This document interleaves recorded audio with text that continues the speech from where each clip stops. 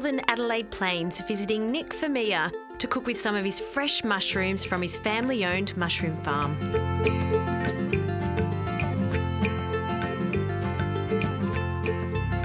SA Mushroom started back in 1998. Coming from a fruit and vegetable background in greengrocer, my dad's been a greengrocer for 50 years, and we just wanted to diversify a little bit from that industry, but stay in fruit and vegetables. So my brother and I own the business together.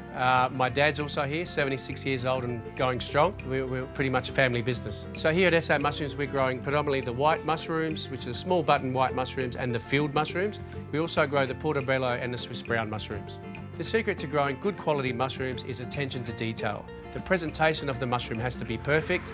Our hands have to be clean when we're picking the mushroom.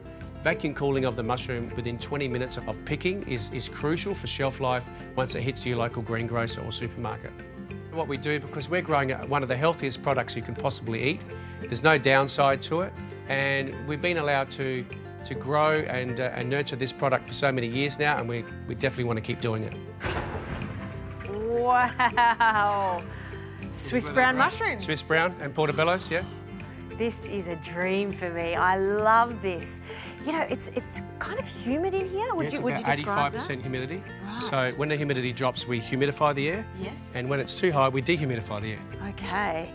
So what is the difference between a Swiss brown mushroom and a portobello mushroom? Because for me, they look the same. Yep. So we have a portobello is a nice open mushroom, and that's just a Swiss brown, which are effectively the same mushroom. So it's just the size thing? Same thing. These are 4 days older. For the recipe I want to do, which is mushroom à la Grec, I think that these Swiss brown mushrooms will work so much better because it won't stain the sauce. Yeah, we have a few spare for you today. Oh, Nikki, you're funny. I think you've got many mushrooms, so I'll take some of these ones and I'll also take a few of the button mushrooms work well. Yeah, sure. We have plenty. Thanks.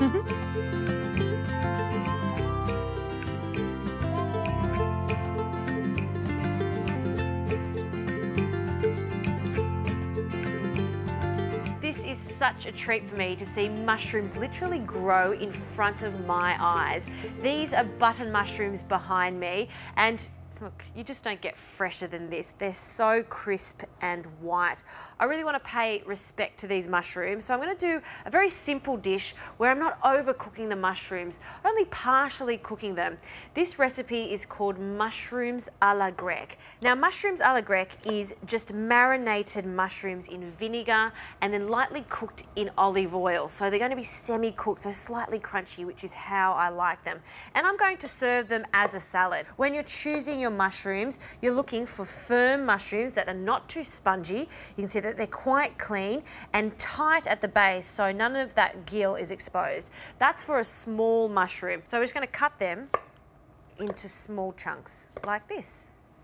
Okay, now I'm going to heat my pan. I want it to be quite hot at the start because I'm just going to seal them off in lots of olive oil. So I'm going to use half of the olive oil for the recipe now, which is about a few tablespoons. We're going to add our glorious SA mushrooms into the pan and then give them a toss just to coat them in the oil. And we just want to get a bit of heat there. And I'm going to turn the heat off now, but work quite quickly. So I'll add some sugar, just some caster sugar, and I'll deglaze with some vinegar. I'm using red wine vinegar. You could also use white wine vinegar or sherry vinegar. And I'm adding about 70 millilitres of vinegar, so lots of vinegar, so use a good quality one. We want the piquancy from the vinegar. It is a marinated mushroom after all. So give them a stir, and you can see how the mushrooms have held their shape and they still almost look raw. That is what I'm looking for. Now we'll add a few seasonings. So some coriander seeds that I've toasted and lightly crushed, and now some French shallots. So I've just finely chopped these French shallots, about 2 of them, and we'll add them. French shallots have a mild, sweet flavour, so I don't want to cook them either because I do want that crunch for them. All right, let's just give this a quick toss. I'll grab a wooden spoon and just give that a stir also. Wow, that smells so good. I love this dish. Finally, I'll add some bay leaf, 2 fresh bay leaves or 1 dried bay leaf, and some extra virgin olive oil. So we did add olive oil at the beginning, but now we've turned it off the heat. I really want to taste the grassy notes of the olive oil. So we're going to add a generous amount, I'd say about 1/4 tablespoon. Now they're ready, but I will allow them to cool because I want to serve this at room temperature. If you like, you can do this ahead of time. They'll last for a week in the fridge in an airtight container.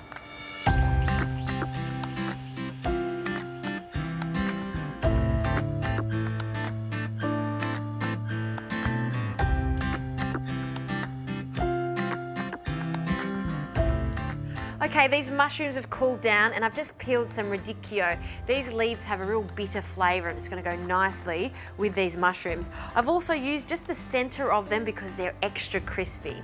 Now to plate up, we'll get these lovely mushrooms, drain them from the oil and just spread them on the plate.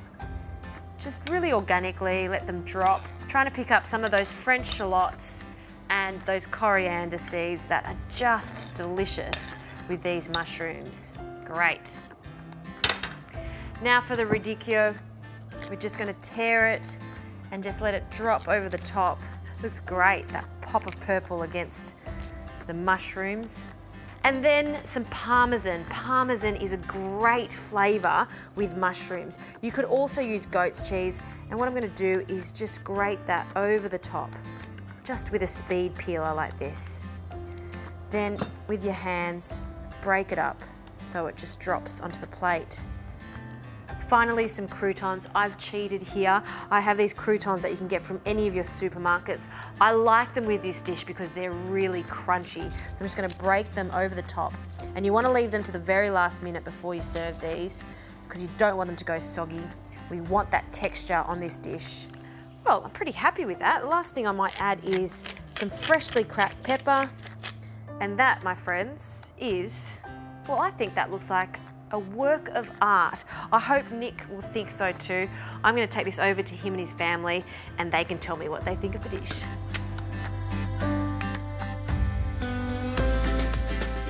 All right, mushrooms. I hope you eat mushrooms. Oh, yes, we do. Daily. Daily. There you go. So we this is mushrooms a la Grec.